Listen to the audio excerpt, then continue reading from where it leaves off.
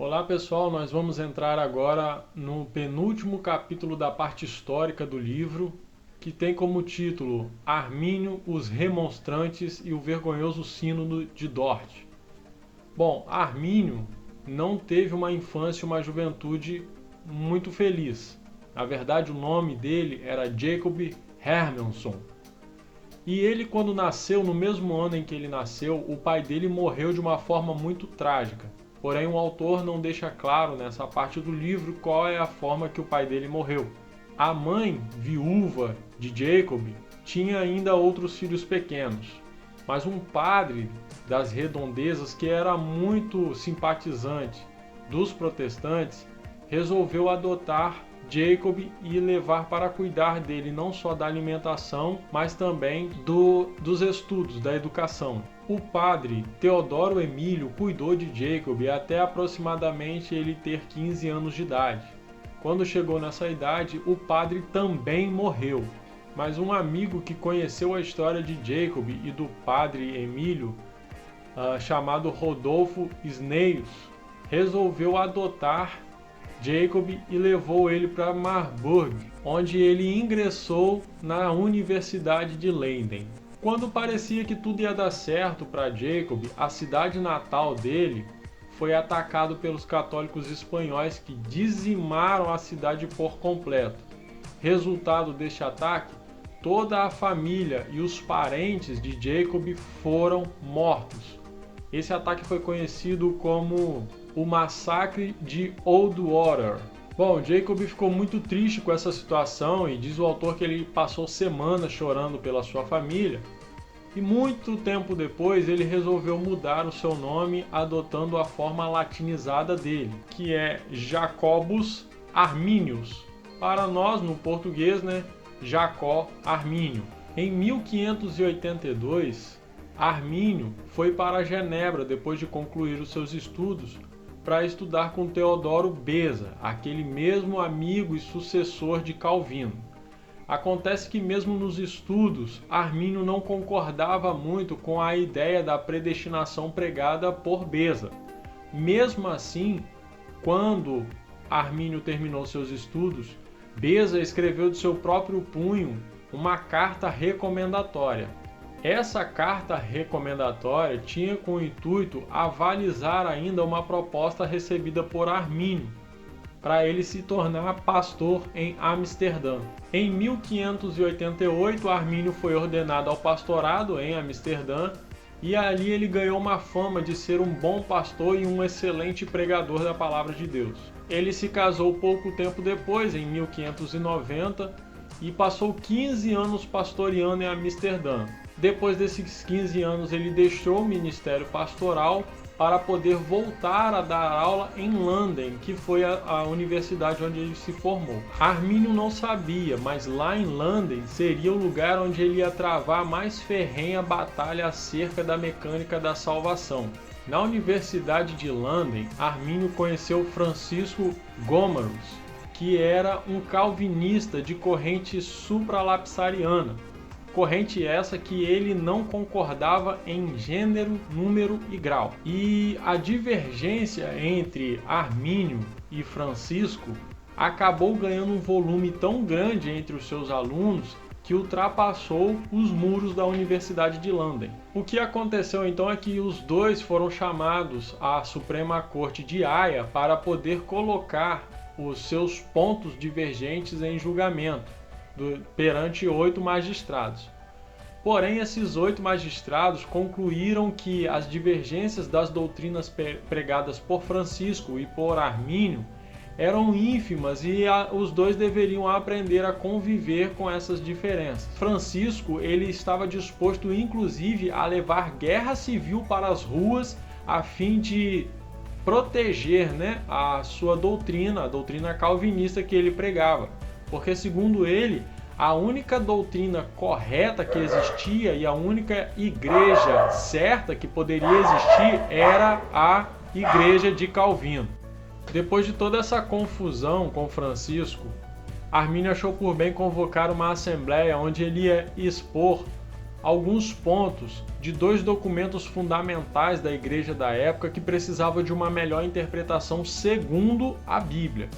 Esses documentos são chamados de Confissão Belga e Catecismo de Heidelberg. Houveram aproximadamente 4 assembleias onde Armínio se manifestou, porém ele não chegou a concluir o seu pensamento, porque não muito tempo depois a saúde dele se agravou. Ele acabou morrendo em 1609, vítima da tuberculose. Depois da morte de Armínio, os ataques de Francisco e de seus discípulos continuaram acerca da mecânica da salvação pregada por ele. Só que, em resposta a esses ataques, os que eram simpáticos à doutrina pregada por Armínio se juntaram e emitiram um documento. Foram aproximadamente 46 pastores e teólogos que escreveram 5 artigos fundamentando a doutrina da salvação pregada por Armínio. Esses 46 pastores e teólogos que enumeraram esses 5 artigos foram chamados de remonstrantes, um vocábulo em holandês que traduzindo para nossa língua seria equivalente a proclamante ou protestante. Só que aquilo que era para ser somente uma disputa entre alguns teólogos acabou ganhando as ruas e se tornou na verdade uma guerra política. Por quê? Johan van Oldenbarnevelt era simpático à doutrina da salvação arminiana e ele era advogado-geral da Holanda. E acabou ganhando também a simpatia da burguesia, principalmente daquelas províncias que ficavam mais próximas do mar. Acontece que essa burguesia acabou não gostando do empoderamento do príncipe Maurício de Orange-Nassau, que era o príncipe da região, e apoiaram o advogado-geral nas suas campanhas contra o príncipe. Acontece que a Holanda estava em guerra contra a Espanha católica. E o que acontece? Os calvinistas começaram a falar para o príncipe Maurício que o caráter conciliatório dos arminianistas iria acabar abrindo terreno para que os católicos dominassem as províncias e ele ia acabar perdendo o domínio da terra. O príncipe Maurício não sabia nada de teologia, isso fica muito claro no livro, em algumas situações em que ele acaba confundindo, chamando de arminianismo o que na verdade é calvinismo e chamando de calvinismo o que é arminianismo. Só que para não poder perder o poder, ele convoca o Sínodo de Dort, que tinha como objetivo única e exclusivamente condenar o arminianismo e condenar também Oldenbarnevelt, que era seu inimigo pessoal. Por causa dessa caçada do príncipe Maurício, alguns dos burgueses que eram simpáticos ao arminianismo foram realmente caçados como se fossem animais, tiveram suas casas saqueadas.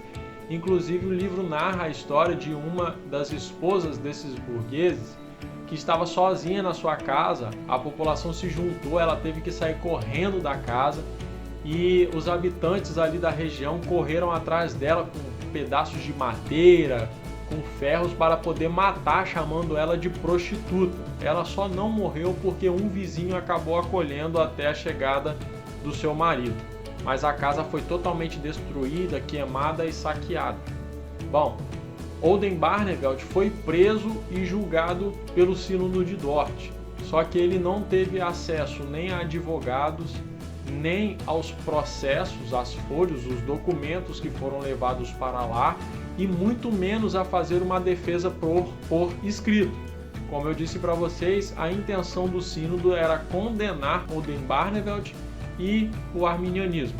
E foi o que aconteceu. Todos os arminianistas foram expulsos da Holanda e Oldenbarnevelt foi condenado à forca. Essa dispersão dos simpáticos ao arminianismo causou graves problemas para essa doutrina da salvação, porque geraram várias outras correntes que acabaram se distanciando daquilo que Armínio realmente pregava. Por exemplo, surgiu entre os arminianos uma teoria chamada de teoria governamental, ela diz basicamente que a morte, o sacrifício de Jesus Cristo era apenas uma ilustração ao mundo de que o pecado exigia um preço e que Jesus demonstrou que esse preço já foi pago. Na verdade, o que o arminianismo sempre pregou desde Armínio é que o sacrifício de Jesus não era governamental, ele era um sacrifício vicário. O pecado existe um preço e esse preço é o sangue. E Jesus, em substituição a nossas vidas, pagou esse preço dando a sua vida na cruz do Calvário. O arminianismo, apesar de tudo, permaneceu forte, apesar de não ser a principal doutrina pregada na época. Só que ele vai ser de fundamental importância a partir do século XVIII. Mas isso fica para o nosso próximo capítulo.